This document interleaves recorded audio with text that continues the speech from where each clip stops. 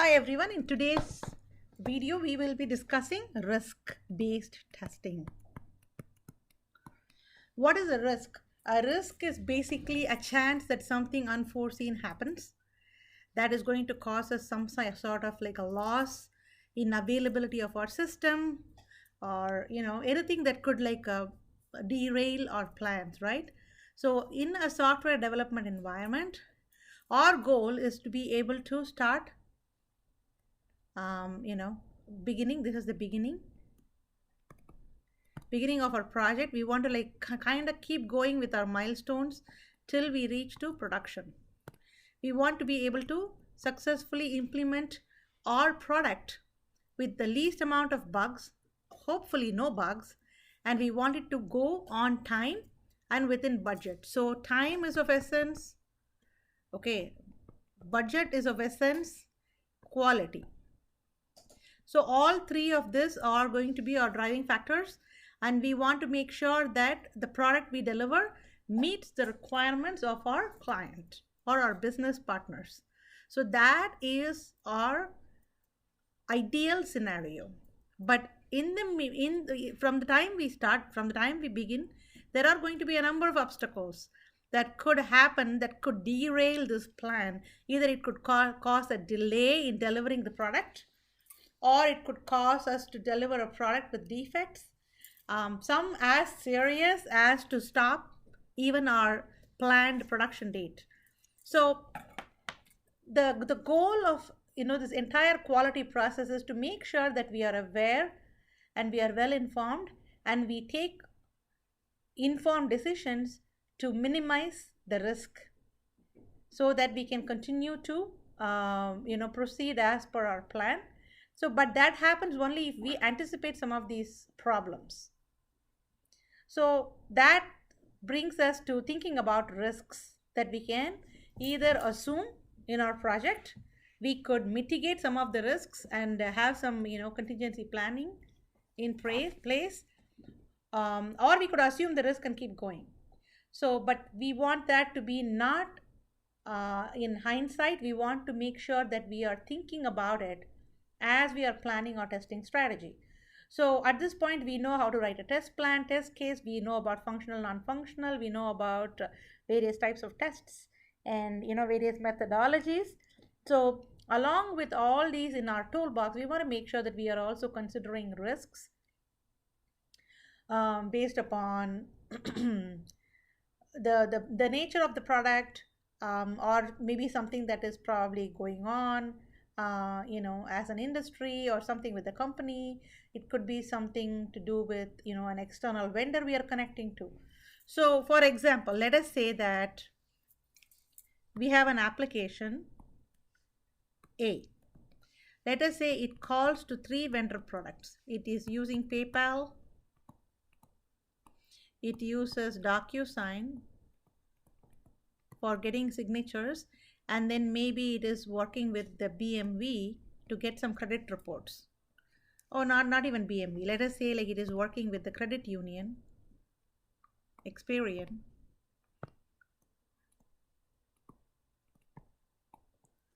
Okay, for example. So this is our application that we are working on. This is the one that we manage. And then these are all some vendor products that we are using.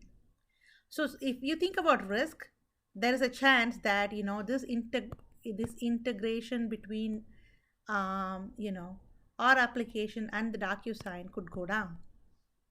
Which means then when you talk about this situation, let us say that this company A is just integrating with these three vendors. So some of the risks that we can talk about is going to be PayPal down, DocuSign issues, or Experian issues. So if you talk about each and every one of these issues, you want to think about, when you think about risks, you can say, hey, this is a very important functionality.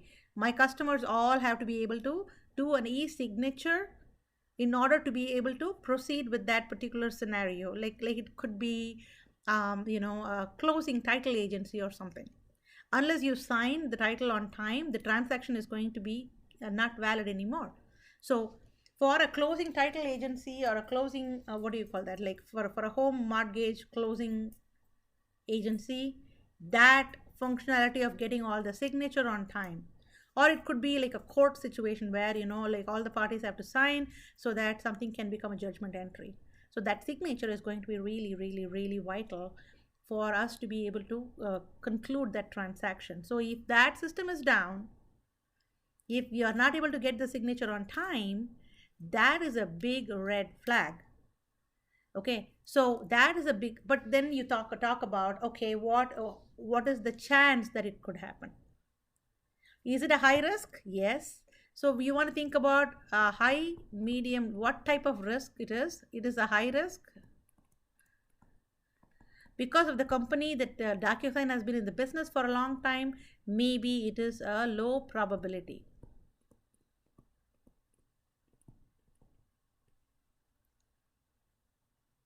So if it's a high risk and low probability, you might want to include this particular thing in your integration test conditions because it is a high risk, but because it is not going to happen that often, it is not going to be um, something that we have to be extremely concerned about. But it is also high impact, right? So it is high risk, high impact, and low probability. So you want to think about, like, how big of a risk is this? What is it going to cost to our customers? How likely is it going to happen? So those are some of the criteria that you want to think before you decide if it should be incorporated into your component testing, integration testing, regression testing.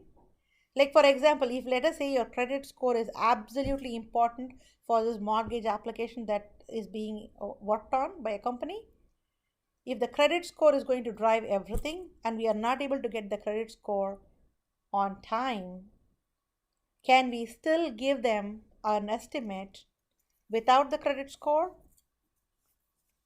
If that is possible, then it is a low impact.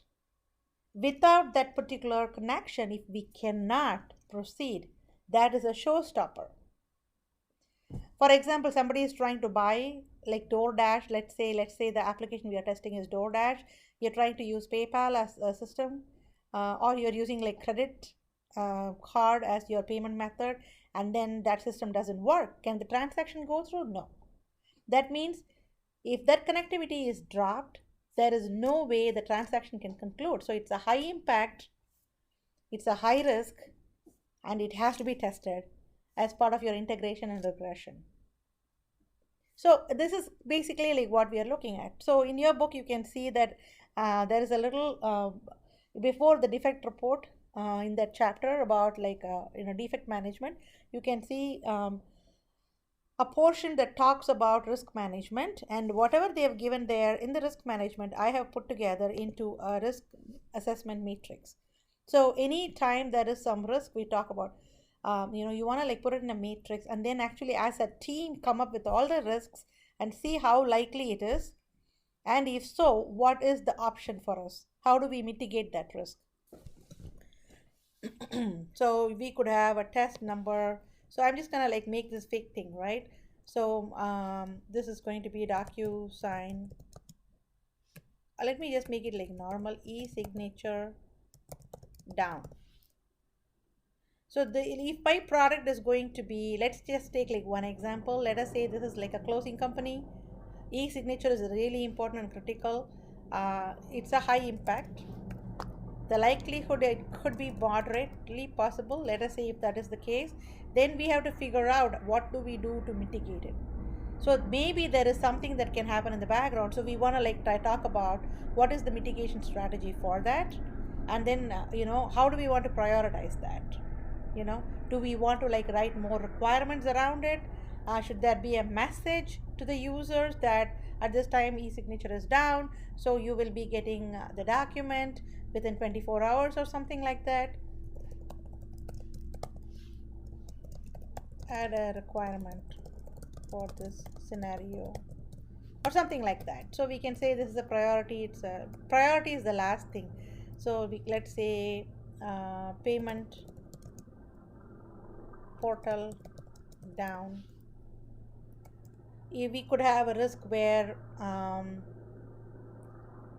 for example, if you think about like COVID situation, there could be employee turnaround at that time. Employees may become sick, employees sick due to COVID, so not enough QAs to complete the project on schedule. So let us say if that is a possibility, then you have to think about there is not much we can do in that situation. We can just say assume the risk. So this is like a high likelihood, and it could have a moderate impact.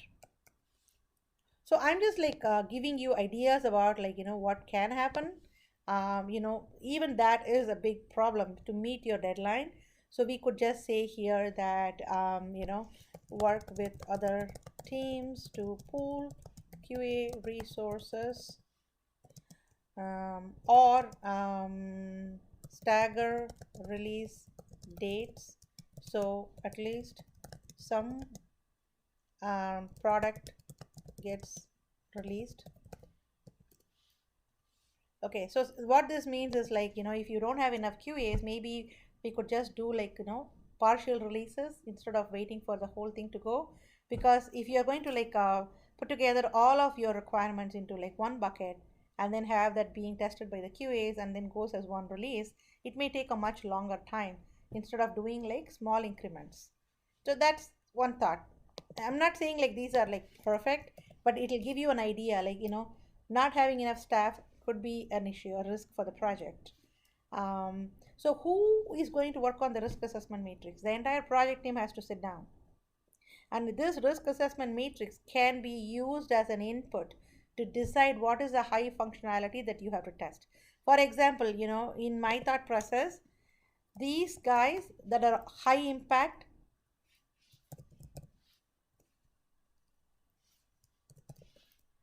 all have to be included in your regression test, which means like these are high impact, which means they always have to be tested. It doesn't matter with this particular project. A regression test plan is something that gets carried over, right? From every single release, you want to make sure that that is tested. So you want to make sure like all the high impact ones are always tested as part of your regression test plans. If the likelihood is low, it doesn't have to be tested to death, but so here we can assume the risk. Assume the risk means that you're okay with it because it's a low impact. You are just going to just be like okay with that and see what happens when that happens, and then maybe track how many times it happens. So you could assume a risk, you could mitigate a risk. We saw a couple mitigation strategies here. You could have a situation where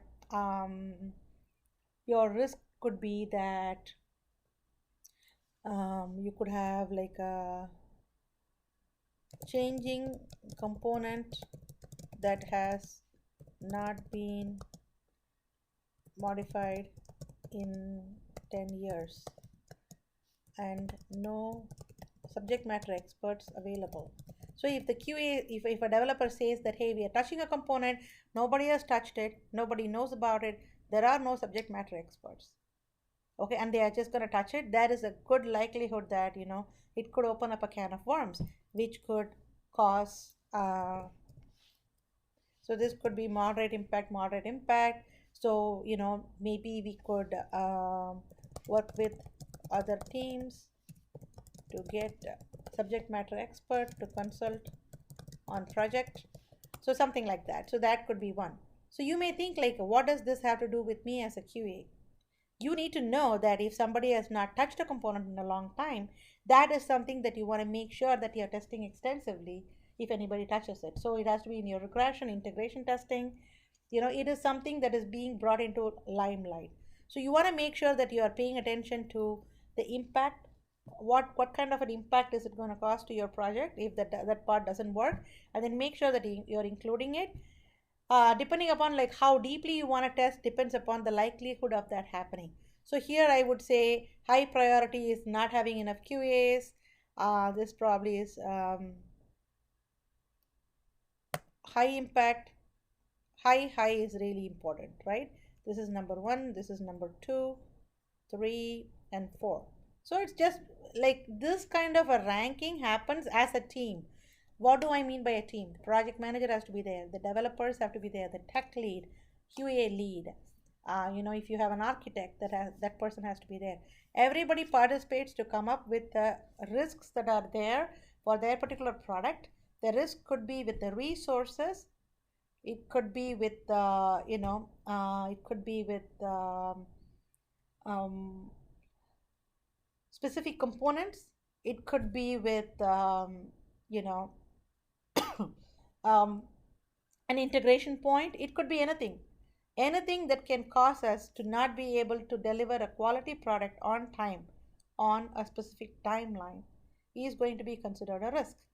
So the three options are: we can mitigate the risk, which means that we find workarounds to make sure if that happens, that how are we going to deal with it? That is mitigation. We can assume the risk. We can say it's a low probability. It's not going to happen that often. So I don't want to spend a lot of money right now trying to fix that. So that is going to be assuming the risk. Or you could actually be able to mitigate the risk by providing some contingencies. So like for example, here we said add a requirement. So this actually impacts requirements. The other aspect of requirements risk assessment matrix you want to think about is at every phase of a project. When we think about like a project phases, right?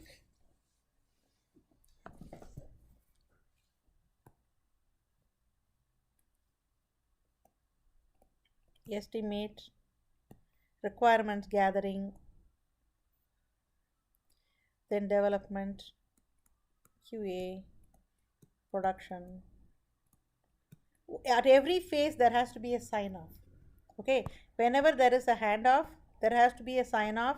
Like for example, when requirements are completed, every requirement has to be signed off by a number of stakeholders to make sure that those are set in stone. So whatever we are trying to test has already been signed off. We are not just taking instructions from somebody at the cooler, water cooler, talking about something, and we can just go and test that. It has to follow the proper protocol. So we are also like minimizing the risk, um, you know, by making sure there is a proper handoff between every phase. So we have an initiation phase here.